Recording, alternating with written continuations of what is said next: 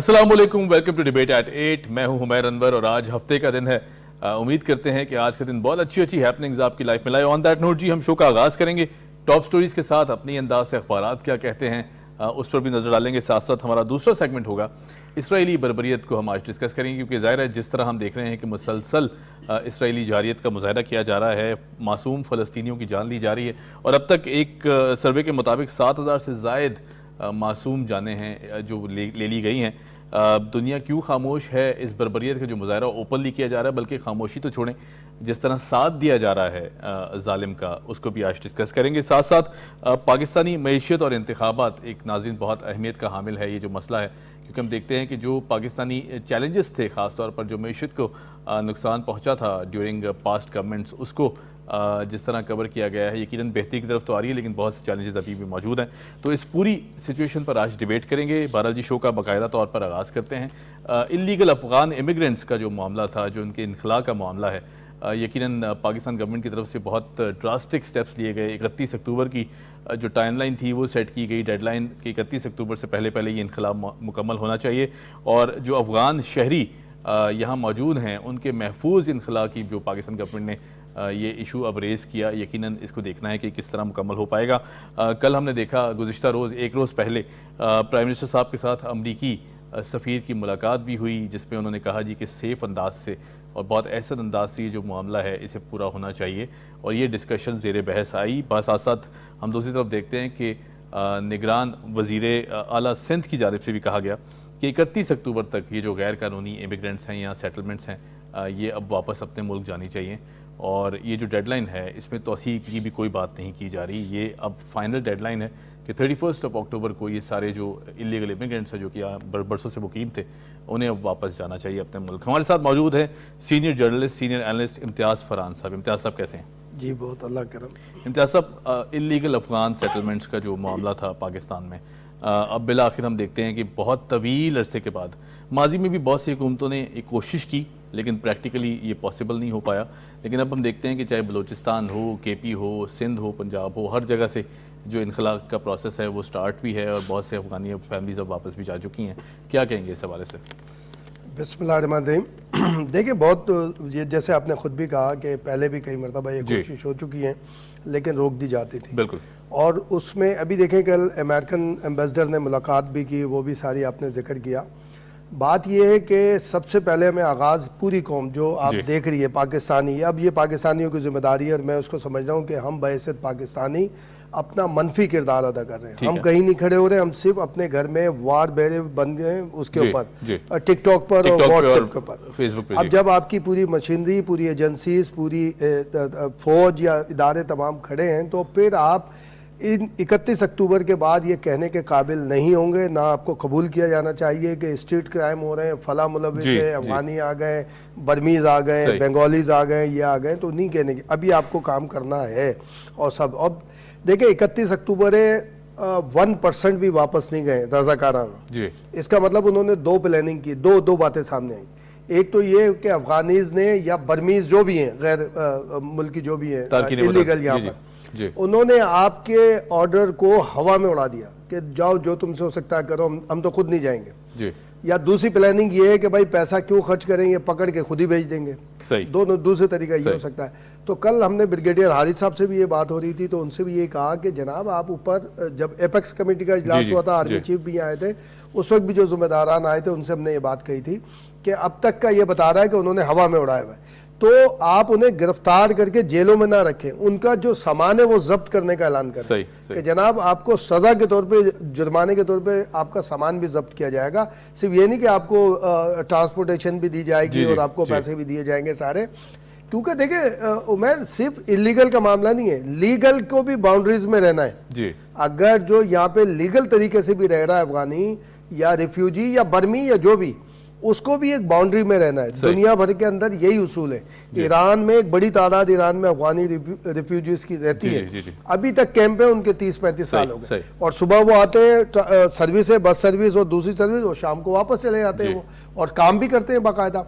और दूसरा ये कि एक नारा, एक इदारा होता था, मैं उसको भी देख रहा हूँ, वो भी कल हमने ब्रिगेडियर साहब से कहा है और पहले भी उनको आगाही दी है, ایک ہوتا تھا نیشنل ایلین رجسٹریشن اتھارٹی، جی وہ لائک نادرا جیسے ہوتا تھا، وہ بھی باقاعدہ رجسٹریشن کرتا تھا. اس طرح یہ جو تارکین وطن ہوتے تھے انہیں کارڈ ایشو کیا جاتا ہے، تو وہ اس کارڈ کی بنیاد پہ جاب بھی کر سکتے ہیں. صحیح. دیکھیں ہمارے ملک میں یہ سانحہ بھی ہوا ہے، عمیر یہ آن ریکارڈ ہے کہ سابق وزیر اعظم جب پی ٹی آئی کے چیئرمین پرائم منسٹر بننے کے بعد پہلی مرتبہ کراچی تشریف لائے تھے تو گورنر ہاؤس میں بیٹھ کر انہوں نے ببانگ دول اعلان کیا تھا کہ ہم افغانیز کو شناختی کارڈ بھی دیں گے، نیشنلٹی بھی دیں گے، برمیز کو بھی، دوسروں کو. ریزن کیا دیا تھا انہوں نے کہ جناب ان کے پاس کارڈ نہیں ہوتا، یہ بے روزگار ہوتے ہیں تو کرائم کرتے ہیں. بھائی کرائم کیسے کرتے ہیں؟ آپ انہیں باہر نکالیں، آپ سارے وہ کریں. کرائم کی اجازت تو خیر نیشنل کو بھی، ملکی کو بھی نہیں ہو سکتی، مگر ان کے لیے جواز ہمارے ایک پرائم منسٹر نے یہ پیش کیا تھا، اس کو بڑا ریزسٹ بھی کیا تھا، ہماری طرف سے ریئیکشن بھی آیا تھا. تو میں یہ سمجھتا ہوں کہ ایک کام جب شروع ہو گیا، کل 2 لاکھ کی تقریباً انہوں نے بتایا کہ یہاں سندھ میں اور پنجاب میں بھی یہ پوری کی پوری تیاریاں. اور میں نے پہلی مرتبہ دیکھا کہ 2 وزرائے اعلیٰ نے ایک ساتھ بیٹھ کے اجلاس کیا، اس سے پہلے کبھی نہیں. ایپیکس کمیٹی ضرور ہوئی، وہ بھی لیکن اسلام آباد میں سندھ میں بیٹھ کے ایک اجلاس ہوا، اور وہ کچے کے علاقے کے ڈاکوؤں کا بھی طے کیا گیا، اور یہ الیگل امیگرینٹ سے ان کو باہر کیسے کرنا ہے اس کے اوپر بھی دیکھا گیا. لیکن ہمیں بحیثیت پاکستانی، چاہے ہم میڈیا پرسن ہو یا کسی بھی ادارے میں ہو یا پڑوس میں ہو، بتانا چاہیے.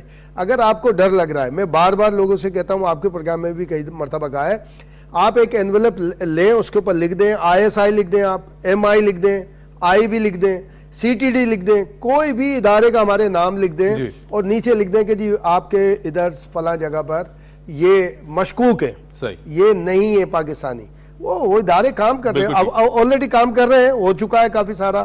پوائنٹ آؤٹ ہوئے طارق روڈ پہ بھی، جامع کلات، بہت ساری جگہوں پر پوائنٹ آؤٹ ہوئے جو بڑی بڑی شاپس ہیں ان کے پاس، اور پھر پارٹنرشپ بھی ہے. اب یہ تیزی کے ساتھ کنورٹ ہو رہی ہے، بہت سارے لوگ ہمارے سہولت کار بننے کی کوشش کر رہے ہیں اور بہت سارے بن گئے. لیکن اگر وہ ہمیں سن رہے ہیں، دیکھ رہے ہیں، تو 7-8 نام تو میں دیکھ چکا ہوں لسٹ کے اندر جو پوائنٹ آؤٹ ہو چکے ہیں کہ اب یہ سہولت کاری زیادہ کر رہے ہیں کہ تاکہ بھئی آپ باہر جا رہے ہیں تو آپ یہاں پہ یہ کر جائیں، بعد میں ہماری آپ کی ڈیل رہے گی یا جو بھی اس طرح سے رہے گا، تو آپ کو پاکستانی بنے. اب اس کے اندر کیوں آپ اس کے اندر چکر، جب ساری چیز طے ہو گئی، ہماری بزنس کمیونٹی کو، ہمارے بزنس کو جتنا نقصان افغان ٹرانزٹ نے یا افغان انویسٹمنٹ نے پہنچایا اتنا کبھی نہیں ہوا. اور دوسرا عمر یہ ایک اور، میں یہ چیلنج والی بات نہیں ہے، لیکن میں لوگوں سے کہتا ہوں میری اصلاح کر دیں کہ افغانستان کا کوئی مجھے سرکاری ڈاکومنٹ دکھا دیں کہ جس نے پاکستان کو باقاعدہ ایکسپٹ کیا ہو. اگر کسی منسٹر نے آگے، ایون یہ کہ جو اس وقت کی حکومت طالبان حکومت، ان کی طرف سے بھی وہ صرف یہ گفتگو ضرور ہوتی ہے ہم پاکستان کی سورنٹی کے ساتھ ہیں، پاکستان میں مداخلت نہیں ہوگی. باقاعدہ کوئی ریزولوشن ابھی تک میں نے نہیں دیکھا، میں نے نہیں دیکھا کہ پاکستان کو ایکسپٹ کیا گیا. اور انہوں نے نہیں ہمیں ایکسپٹ کیا تھا، سب سے پہلے ہمیں ایران نے کیا، اور چائنا کو بھی چائنا کو ہم نے بھی کیا تھا سب سے پہلے. لیکن ہمارا یہ جو نیبر ہے، میرے ریکارڈ پہ نہیں ہے کہ بھئی ایسا ہوا. اچھا امتیاز صاحب، بالکل آپ نے بڑی خوبصورت انداز سے اس کو آگے بڑھایا. میں یہ پوچھنا چاہوں گا کہ جو افغانی رویے ہیں، اب خاص طور پر اتنے سال پاکستان نے ان ریفیوجیز کو پناہ دی، آؤٹ آف اینی کوئی انٹرسٹ نہیں تھے، کوئی ویسٹڈ انٹرسٹ نہیں تھے اس میں. پاکستان نے اپنے بارڈرز کھولے، انسانی حقوق کے تحت ہم نے یہ سارا معاملہ کیا. لیکن اب دیکھتے ہیں کہ کہیں نہ کہیں وہاں سے بھی آوازیں اٹھ رہی ہیں کہ برا مانا جا رہا ہے اس پورے سینیریو کو، چاہے وہ وہاں کے افغانی ہو جو افغانستان میں سیٹلڈ ہیں، افغانستان کی قوم ہو، وہ برا مان رہی ہے اس پورے معاملے میں کہ پاکستان جو یہ اب انخلا کر رہا ہے اسے برا سمجھا جا رہا ہے. یہ تاثر کیوں ہے؟ دیکھیں مولا علی کا قول ہے کہ جس پر احسان کرو اس کے شر سے بچو. وہ اپنے رویے کے مطابق آپ کے ساتھ ریئیکٹ ٹھہرے گا، وہ جو ثابت ہو رہا ہے صاحب. بالکل. دیکھیں بحیثیت کاسٹ یا بحیثیت نسلی طور پر میں بھی افغانی ہوں، اور ہمارے پورے ادھر شکارپور میں ایک بڑے آغا سراج دورانی والے سب وہ ہو گئے سارے اس طرف. لیکن یہ ایک نسل ہے، مگر سائٹ ہمارا یہی تھا جو پاکستان کے حصے میں آیا. لیکن ظاہر ہے کہ ایک سارا ہوتا، پھر ایک بفر آ گیا، ڈیویڈنڈ لائن آ گئی ساری اس میں کر کے. لیکن یہ جو ریئیکشنز آ رہے ہیں نا، وہ انہی اقوام کے آ رہے ہیں کہ جو ایگریشن میں رہی ہیں ہمیشہ. اگر آپ ہندوستان کی ہسٹری اٹھائیں گے تو بڑے بڑے حملہ آور کہیں یا یہاں پر آ کر انہوں نے یہ کام کیا، لیکن ان کے ساتھ جو مال بردار ہوتے تھے, جو سامان کے لیے آتے تھے, جن کو لڑائی کے لیے یا جن کو اپنے نقل و حمل کے استعمال کے لیے لایا جاتا تھا, وہ زیادہ تر اب اس طرف ہے, ورنہ تو آ کے وہ واپس چلے جاتے تھے. تو یہ اس کا رویہ سامنے آ رہا ہے کہ وہ برا ماننے کے بجائے انہوں نے کبھی ہمارا احسان مانا, یا کبھی ہمارے ساتھ ہم کلیشنکوف کلچر, ہیروئن کلچر, اب تو اس سے بھی آگے جدت چلی گئی ہے, سارا کا سارا وہ اسی طرح انٹروڈیوس ہوا. اور یہ انتہائی بدنصیبی سے کہنا پڑتا ہے کہ یہ جو ہے ہمارے محترم ضیاء الحق صاحب کا ہم پہ ہمارے پر تحفہ تھا, یہ سارا ہمیں انہوں نے کیا جو واپسی ہونا چاہیے تھا, کیا جانا چاہیے تھا, اس طرح کچھ نہیں ہو سکا. صحیح. اچھا امتیاز صاحب, میں جب بات کرتا ہوں, لیٹ سپوز اگر ہم انٹرنیشنل پلیٹ فارمز کی بات کریں تو ہم نے دیکھا کہ جس طرح ایک افغان کرکٹر نے بھی یہ ڈیڈیکیٹ کیا, اپنی جو مین آف دا میچ تھا وہ اس پورے سینیریو میں اپنے افغانیوں کو جو کہ تارکین وطن واپس آ رہے ہیں, کوئی بات نہیں کی گئی انٹرنیشنل پلیٹ فارمز میں, کسی کو بالکل نہیں اچھالا گیا. دوسری طرف محمد رضوان نے اپنی جو جیت تھی یا وکٹری تھی وہ غزہ کو ڈیڈیکیٹ کی, یا جس طرح فلسطین کو ڈیڈیکیٹ کی, اس پر بہت شور مچایا گیا. یہ ڈیول سٹینڈرڈز ہیں. یہ ڈیول سٹینڈرڈز کیوں ہیں, جبکہ اگر ایک طرف کہہ رہے ہیں جی کہ وائلیٹ کیا ہے, دوسری طرف بھی وائلیشن ہے, وہ بھی کھلے عام ڈیڈیکیٹ کر رہا ہے اپنی پولیٹیکل سیناریو کو بیچ میں لا کر. تو یہ اس طرح کے ڈیول سٹینڈرڈز کیوں ہیں؟ دیکھیں جو ہے یہ ایک کوئی نئی بات نہیں ہے, ایک عرصے سے شروع سے اس طرح ہے. تو اس کے اندر ہم نے اپنے کریکٹر کو آگے لانا ہے, ہم وہ کیسے کریں. اب جیسے سیکنڈ سیگمنٹ آپ کا ہے اسرائیل کے اوپر, ظاہر ہے کہ اس کے اندر ہے ہماری ایک کولیگ ہیں ساتھ ہوتی ہیں, اب جیو میں ہیں, پہلے دا نیوز میں بھی ہوتی تھیں, انہوں نے 2 ولاگ کیے ہیں منازہ صدیقی صاحبہ نے, اور اس کے اوپر پورا یہ اسرائیل غزہ کا پورا بتایا کہ جی یہ ٹیسٹڈ یعنی وار ٹیسٹڈ زون بنا دیا ہے اس نے اسرائیل نے, کہ دنیا بھر میں جو اسلحہ وہ فروخت کرتا ہے اس کی فرسٹ ٹیسٹنگ جو اسٹیمپ لگائی ہے کہ وار ٹیسٹڈ, جو اس کے آرمز کے اوپر لگا ہوتا ہے, تو وہ غزہ کو یوز کرتا ہے. اور وہ سارا کا سارا ویپنز, چاہے وہ کیمیکل ہوں چاہے سارے, تو یہ کیوں خریدتی ہے پوری دنیا, جو دوسری بات کرتی ہے. تو اب یہ اسٹیبلش ہو گیا, اور وہ خود ایک جوش جرنلسٹ ہے, اینتھونی کچھ نام ہے اس کا, اس نے اپنی بک میں یہ ساری چیز دی ہے, جس نے وہاں پر غزہ کو کور کیا ہے کافی ٹائم تک. اور سیکنڈ جو اب جو صورتحال چل رہی ہے اس میں جا کر آپ یہ دیکھیں یتن یاہو اس کے خلاف کرپشن کے مقدمات چل رہے ہیں, اور چونکہ وہاں کے لاء کے مطابق یہ کہ مقدمہ بھی چلتا رہے گا لیکن اپنے اس کے اوپر رہتا ہے اپنے جو بھی عہدے کے اوپر.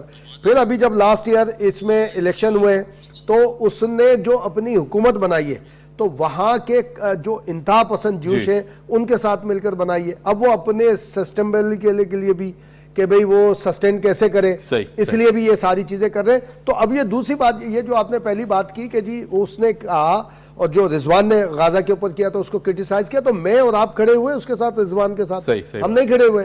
ہمیں چاہیے تھا ہم بھی اس کو ایک ٹرینڈ بناتے, ہم بھی ایک بات کرتے, ہم بھی ساری چیزیں کرتے.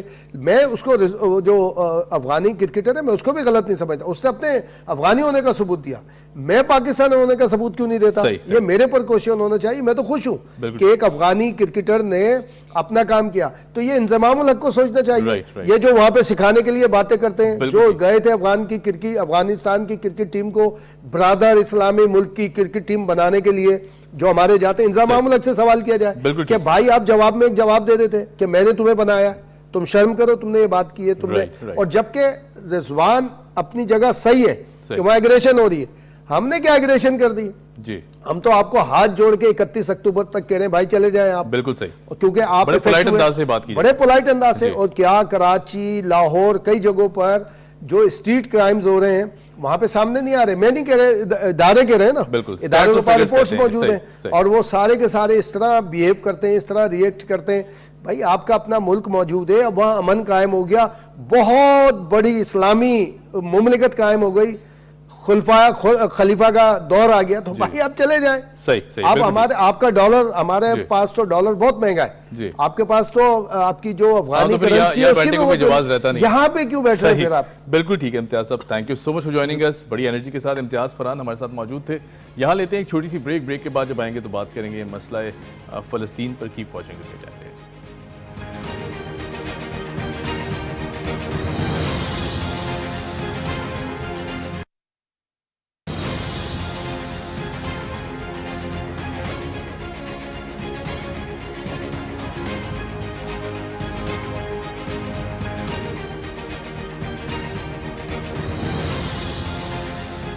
Welcome back after the break. और हम जिस तरह अनाउंस करके गए थे कि मसला फ़लस्तीन पर बात करेंगे, इस वक्त हम देखते हैं कि बहुत सीरियस कंडीशंस हैं वहाँ पर।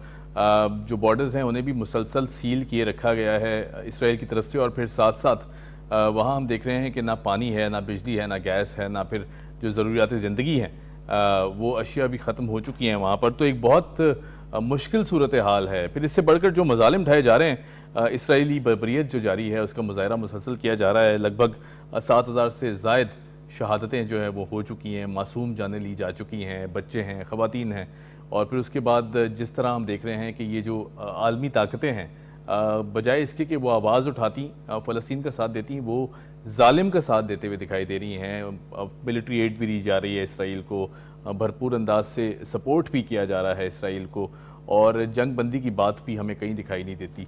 ये जो डबल स्टैंडर्ड्स हैं इस पर भी बात करेंगे, साथ साथ जो मुसलसल आलमी कवानीन की खिलाफ वर्जी की जा रही है इस बर्बरियत के शैडो के नीचे, इसको भी डिस्कस करेंगे। हमारे साथ मौजूद हैं डॉक्टर साबिर अबू मरियम, किसी तारुफ के मोहताज नहीं है, सेक्रेटरी जनरल हैं पैलेस्टाइन फाउंडेशन के। डॉक्टर साहब कैसे हैं आप? बहुत शुक्रिया। डॉक्टर साहब, इतने रोज़ गुजर चुके हैं, इतनी फुटेज हम देख चुके हैं। कल एक बहुत अफसोसनाक वाक़या और हो जाता है। अल जज़ीरा के जो ब्यूरो चीफ थे वहाँ पर, उनकी पूरी फैमिली चली जाती है इस इंसिडेंट में। लेकिन फिर भी हमने देखा कि हौसले बड़े बुलंद हैं।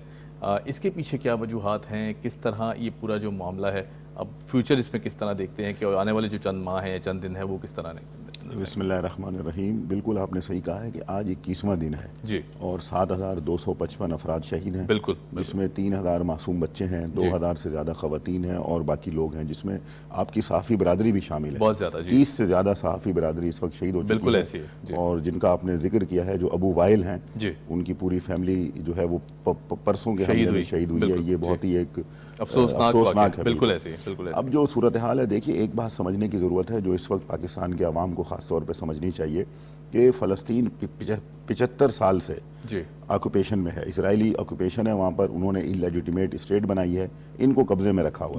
75 साल मुजालिम है। और अभी जो इसराइल का प्लान था वो ये था कि वो गाज़ा से फ़लस्तीनियों को निकाल कर जॉर्डन और सहराए सीना की तरफ भेजना चाहता था, यानी पूरे फ़लस्तीन पे कब्ज़ा।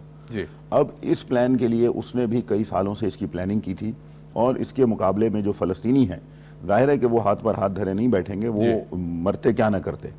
तो लिहाजा उन्होंने भी एक प्लानिंग की है, और उस प्लानिंग के नतीजे में ये जो सूरत हाल इस वक्त सामने आई है, जो 7 अक्टूबर के बाद है, इसमें एक पहलू तो यह है कि जो जुल्म और बर्बरियत का है, जो आपने बयान किया है बहुत अच्छे तरीके से कि बहुत ज़्यादा मजलूमियत है, नुकसान है।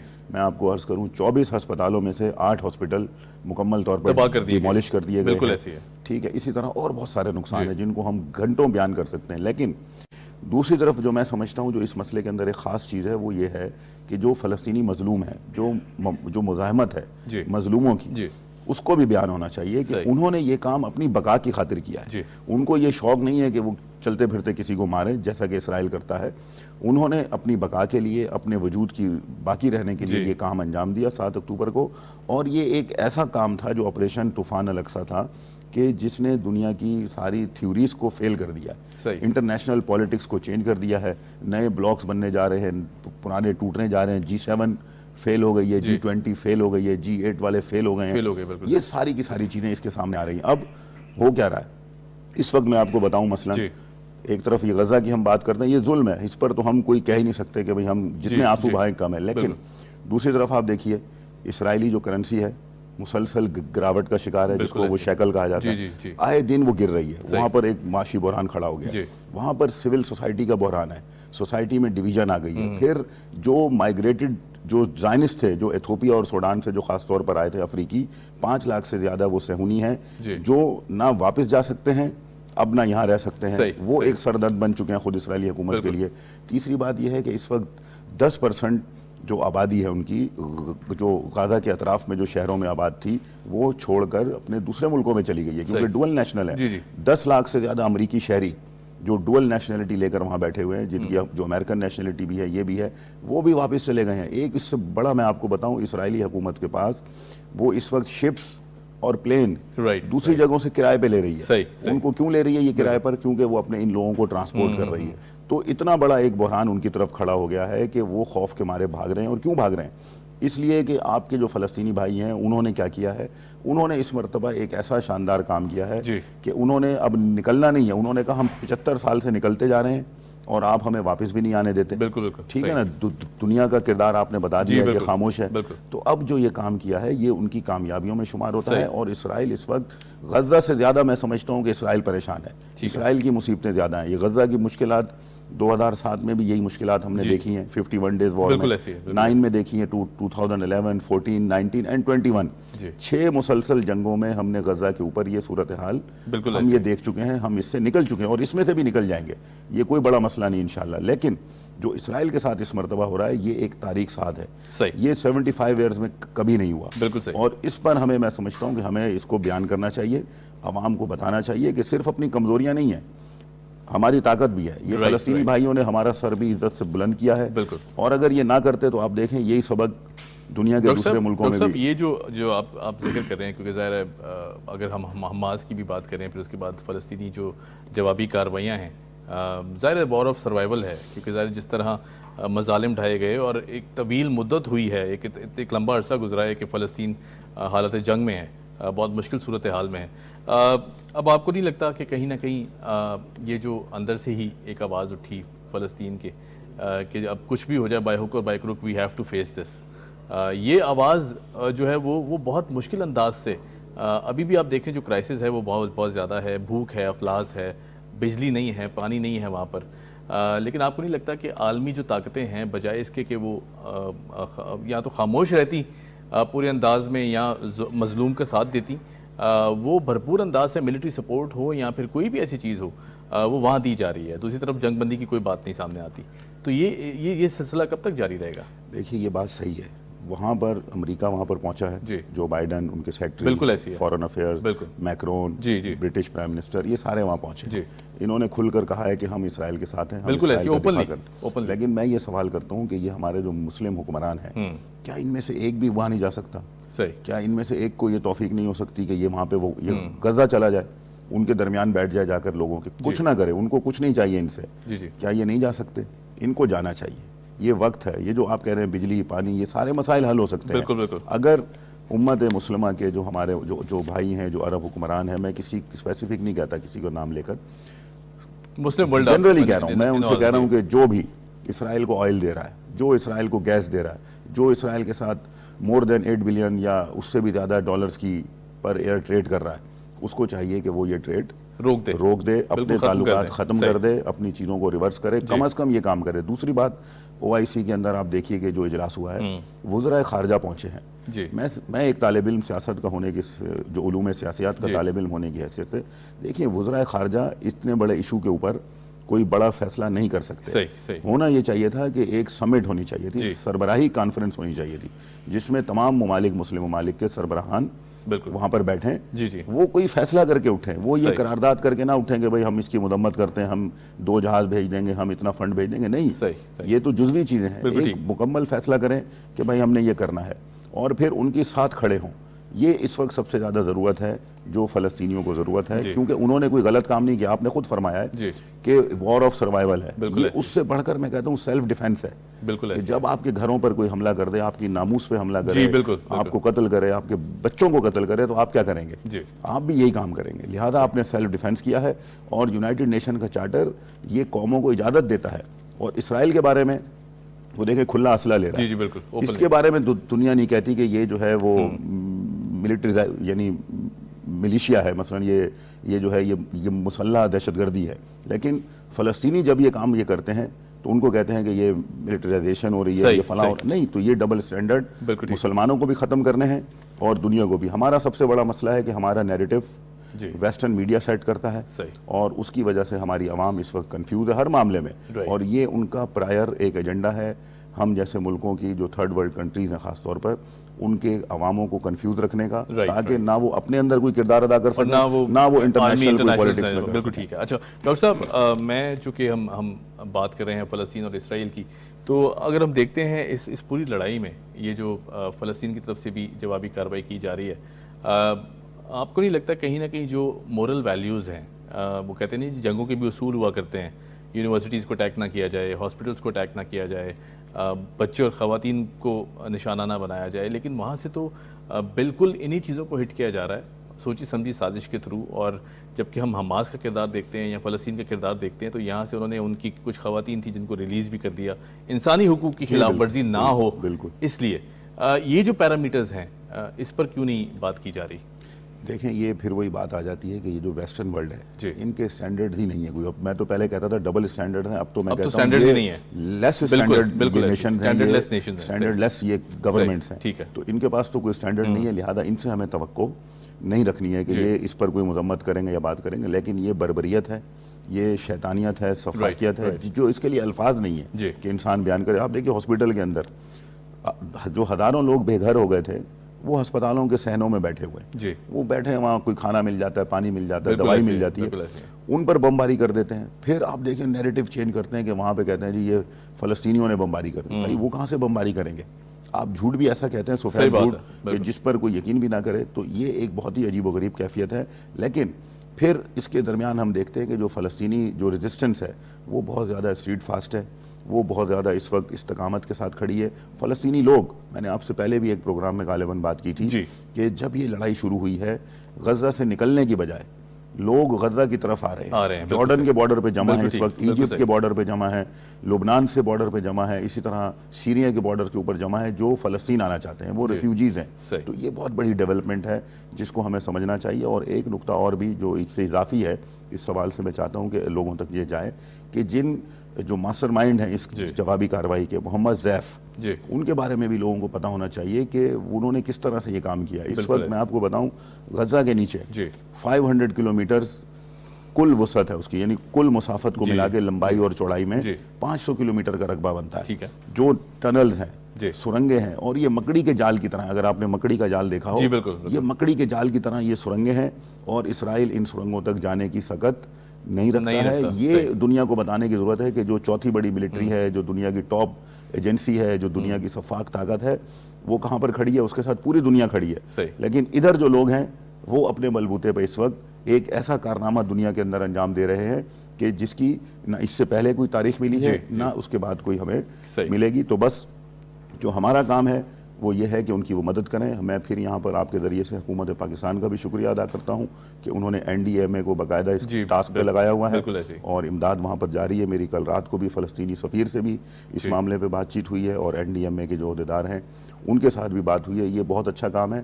عوام کو چاہیے کہ اس میں وہ تعاون اپنا جاری و ساری رکھیں. جب تک یہ معاملہ ہے ہم اس کے اندر اپنا حصہ ڈالتے رہیں. رائٹ. اچھا، اگر سول سوسائٹی کی بات کریں یا پھر ہماری جو NGOs ہیں ان کی بات کریں، ہم نے دیکھا کہ بہت فور فرنٹ پر آ کر جگہ جگہ پاکستان میں بھی سٹالز لگائے گئے ہیں. آپ نے بہت آواز اٹھائی، آپ نے ریلیز بھی نکالی، خواتین کے حوالے سے بھی جو ویمن رائٹس تھے ان کی بھی بات کی گئی.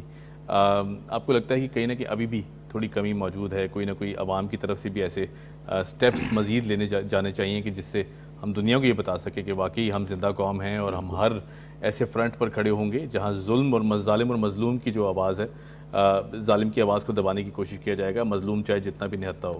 بالکل یہ بات صحیح ہے اور یہ ہماری آئیڈیالوجی ہے. قائد اعظم محمد علی جناح نے یہی ٹیچنگ دی ہے ہمیں اور علامہ اقبال رحمۃ اللہ علیہ کی بھی یہی تھاٹس ہے. تو میں سمجھتا ہوں کہ پاکستانی نیشن کے پاس یہ گولڈن اپورچونٹی ہے اپنے بانیان پاکستان کی تھاٹس کو آگے بڑھائیں. اور ایک کام جو کم از کم ہم کر سکتے ہیں وہ کیا ہے؟ آئیے اپنی گاڑیوں پر فلسطینی فلیگ لہرائیے، اپنے گھروں پر فلسطینی پرچم لہرائیے.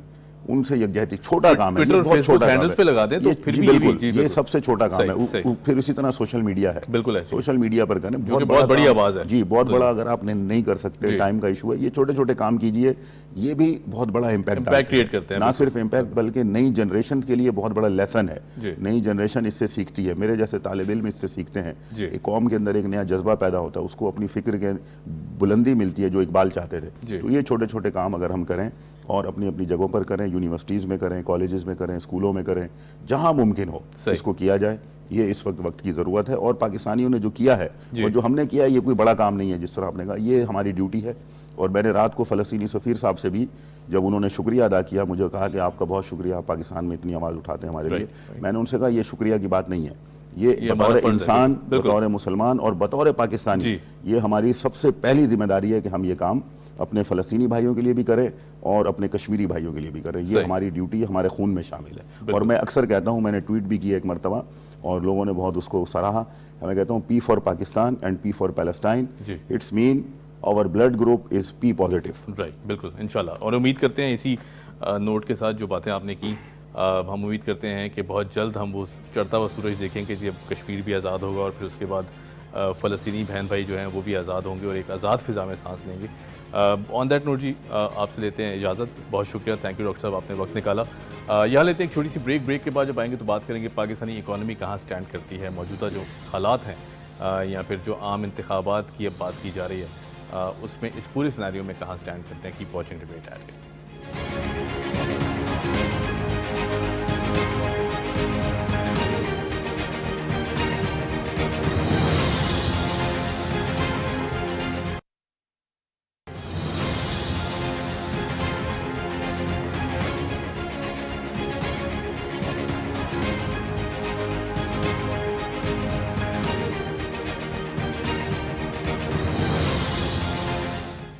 Welcome back after the break. اور اب ایک بہت امپورٹنٹ ٹاپک ہے جس پہ ہم بات کرنا چاہتے ہیں, مگر میرا خیال سے کہیں نہ کہیں یہ ایشو اور دیگر ایشوز پر جو ہے وہ دب جاتا ہے, باقی ایشوز حاوی ہو جاتے ہیں. لیکن بہرحال جی پاکستانی جو اکانومی ہے ہم نے دیکھا کہ بہت مشکل حالات سے گزر رہی تھی, لیکن پھر کچھ بہتری کی امید ضرور جاگی ہے.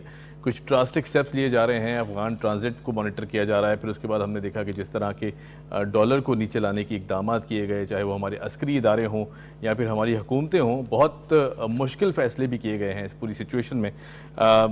بہتری ضرور آ رہی ہے, لیکن پھر بھی ابھی جو چیلنجز ہیں وہ ضرور موجود ہیں. اور وہ چیلنجز کیا کیا ہیں بات کر لیتے ہیں. ہمارے ساتھ معزز ہستی موجود ہیں, احمد چنوائے صاحب بزنس ایکسپرٹ ہیں, بزنس انالسٹ ہیں, ساتھ ساتھ ڈائریکٹر پاکستان اسٹاک ایکسچینج ہیں. سر کیسے ہیں آپ؟ جی بہت. سر جو حالات ہم دیکھ رہے ہیں کہ موجودہ سچویشن میں خاص طور پر اکانومی پہ جو ایک تلوار لٹک رہی تھی, کہا جا رہا تھا, بلکہ انفیکٹ یہ فیک پروپیگنڈا بھی تھا کہیں نہ کہیں کہ جی ہم بینکرپٹ ہو جائیں گے, پھر اس کے بعد جو ہمارے بینکس ہیں ان میں پیسہ نہیں بچا, ہمارے اندر سکت نہیں ہے کہ ہم پھر اپنے پاؤں پہ کھڑے ہو جائیں گے. یہ تاثر اب تھوڑا سا زائل ہوتا جا رہا ہے, کیا کہیں گے اس حوالے سے؟ بسم اللہ الرحمن الرحیم. دیکھیے میں سب سے پہلے یہ کہوں گا کہ پاکستان کی اکنامی اب بالکل رائٹ ٹریک پر ہے. رائٹ. پاکستان کی اکنامی جن حالات میں تھی وہ کسی سے ڈھکی چھپی بات نہیں تھی, اور میں سمجھتا ہوں کہ اس اکنامی کو صحیح ٹریک پہ لانے میں اس موجودہ جو سیٹ اپ ہے اس کا ایک بہت بڑا ہاتھ ہے.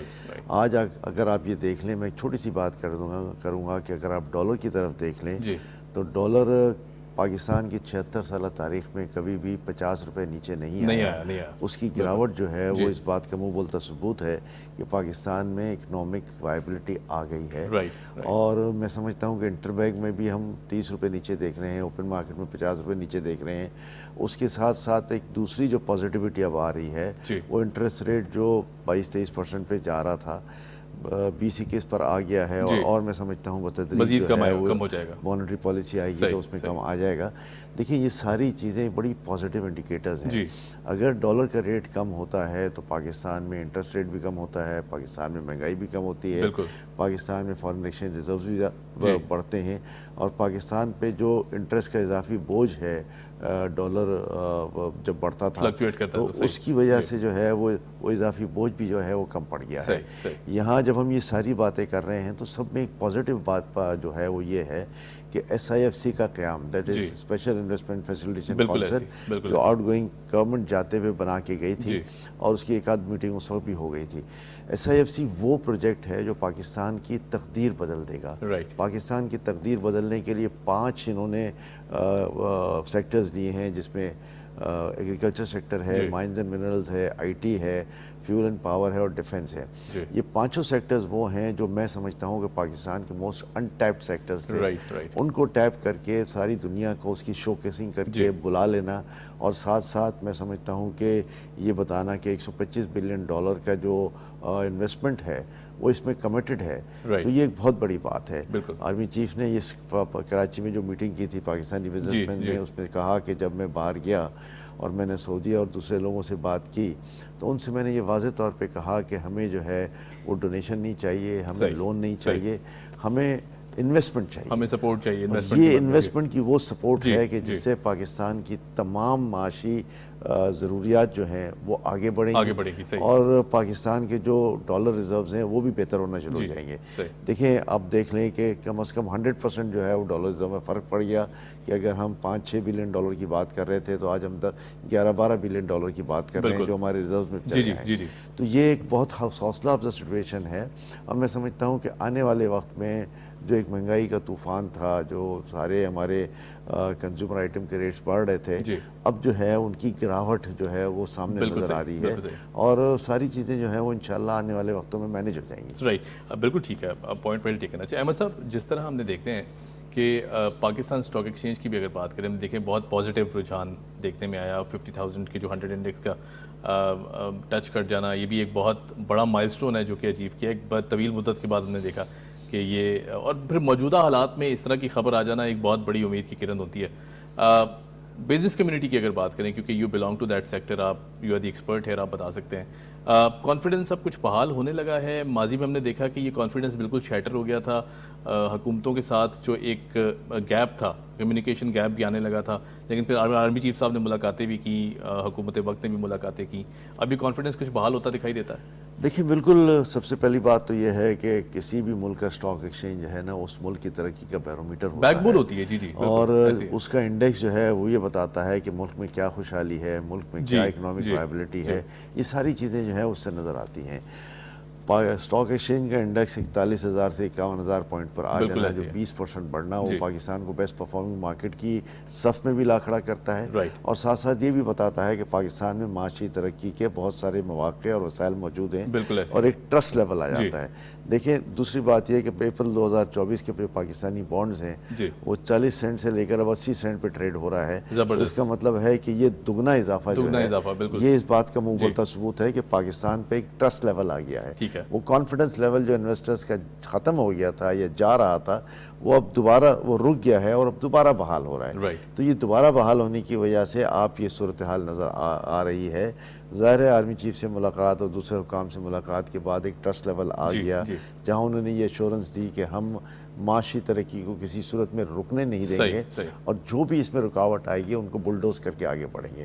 تو میں سمجھتا ہوں کہ یہ وہ عزم ہے جو پاکستان کو معاشی ترقی کی ایک اس صف میں کھڑا کر دے گا کہ جہاں ہماری جیسے under world third world country جو ہے اس کے پلیسمنٹ ہے. آج جو کچھ ہمارے پاس حالات تھے ان کو ٹرن اراؤنڈ کرنا, اکنامی کو بہتر بنانا, لوگوں کو کانفیڈنس دلانا, IMF کو جو ہے وہ یہ یقین دلانا کہ آپ کے جو لونز ہیں اس کے لیے ہم صحیح طریقے سے پاکستان میں معاشی اصلاحات کر رہے ہیں, سبسڈیز کو ختم کرنے کی ہم نے بات کی.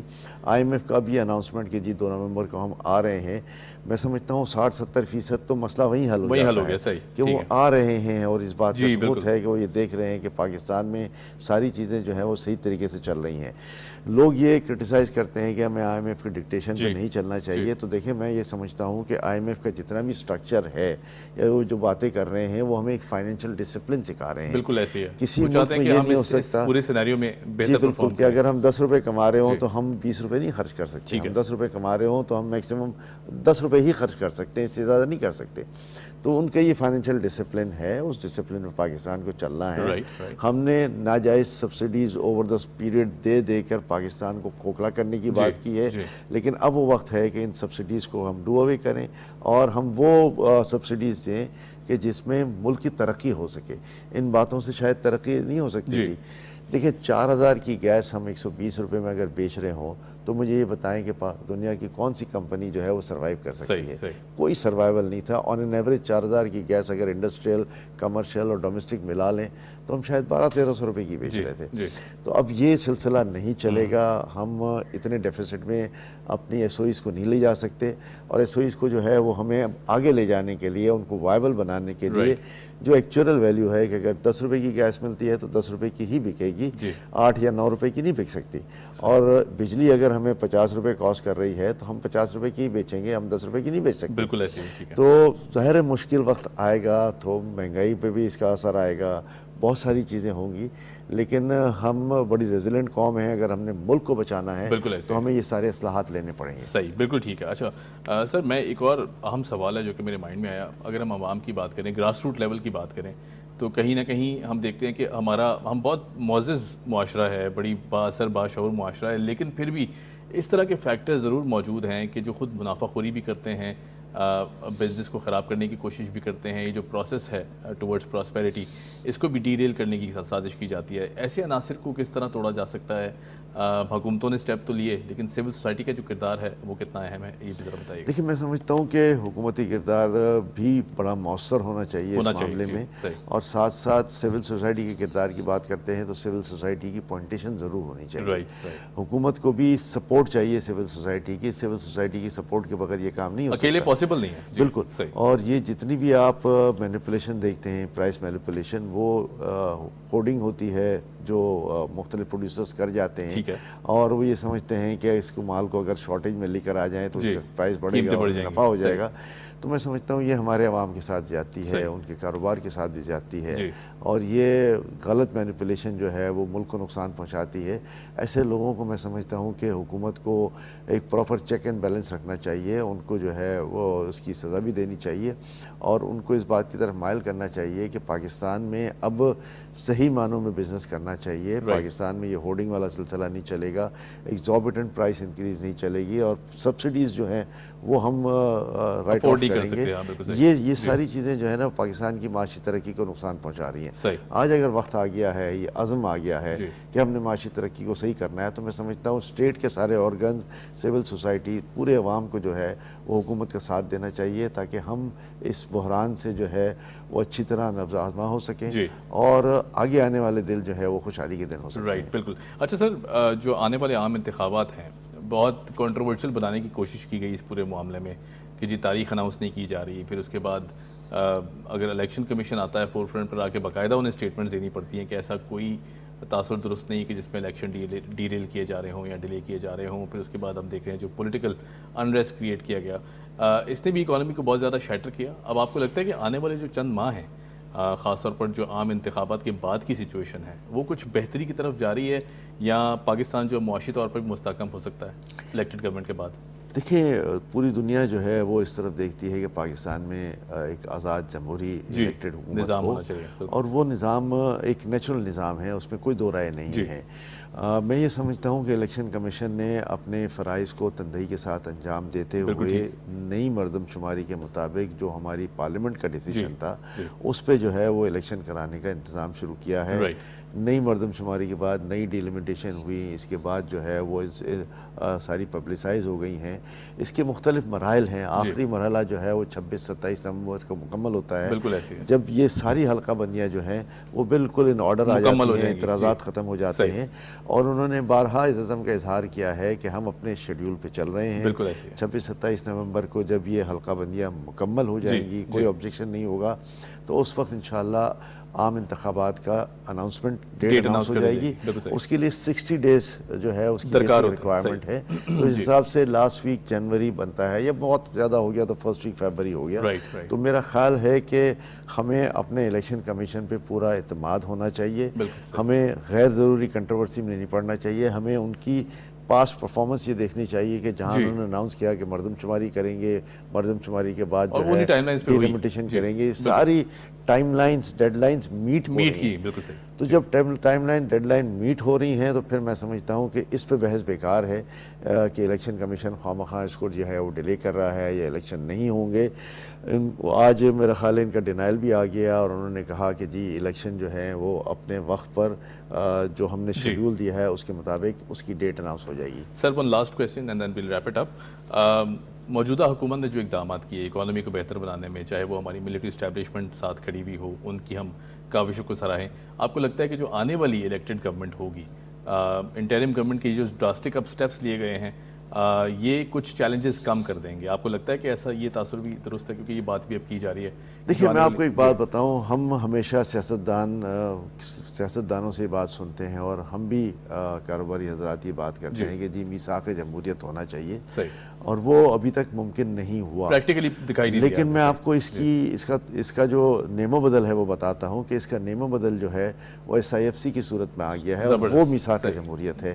اس کی وجہ یہ ہے کہ SIFC کے ایک بڑے وائڈ رینجنگ پاورز ہیں, اور SIFC نے باقاعدہ پارلیمنٹ کی توثیق کے بعد اس کا قیام عمل میں آیا ہے, اور اس میں پاکستان کی ملٹری اسٹیبلشمنٹ کو بھی ایک ڈیو رول دے دیا گیا ہے. تو جب آپ نے آئینی طور پر ان کو رول دے دیا ہے اور ان کو جو ہے وہ ایک پاورفل ادارہ بنایا ہے, جو بعض لوگ کہتے ہیں کہ SIFC جو ہے وہ that would be more powerful than the federal cabinet, اور وہ ہے ہمیں نظر آ رہا ہے.